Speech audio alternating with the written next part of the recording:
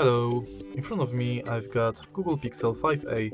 In this video I'll show you how to add different types of cards to Google Wallet.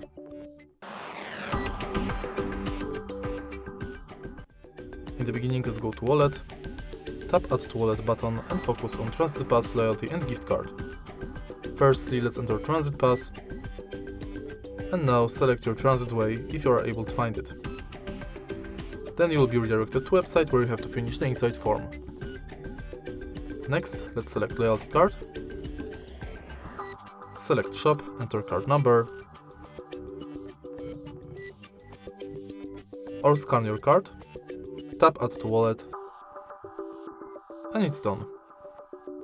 In the end, let's select Gift Card, which is pretty similar to Loyalty Card, select Shop again, enter card number, PIN, balance, your notes, and tap Add to Wallet. All of your cards will appear on the homepage of Google Wallet app. If you find this video helpful, please leave a like, comment and subscribe.